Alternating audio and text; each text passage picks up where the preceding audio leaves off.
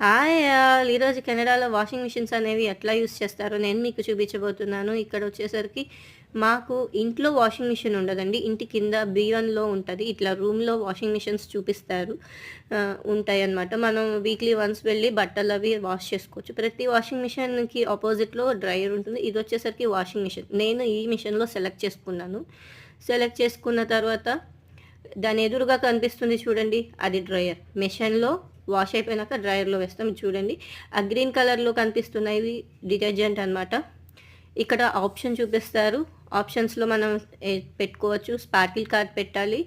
ఇక్కడ మనం చూస్తున్నాం కదండీ ఆప్షన్స్‌లో హై టెంపరేచరా లేక లో టెంపరేచర్‌లో పెట్టాలా అనేది ఇక్కడ చూస్తున్నాం కదా మనం. చూపి ఆ తర్వాత స్టార్ట్ బటన్ నొక్కాలి. తర్వాత బట్టలు తీసుకొచ్చి ఈ డ్రైయర్‌లో వేసేయడమే. నా వీడియో కనుక మీకు నచ్చినట్లయితే ప్లీజ్ లైక్, షేర్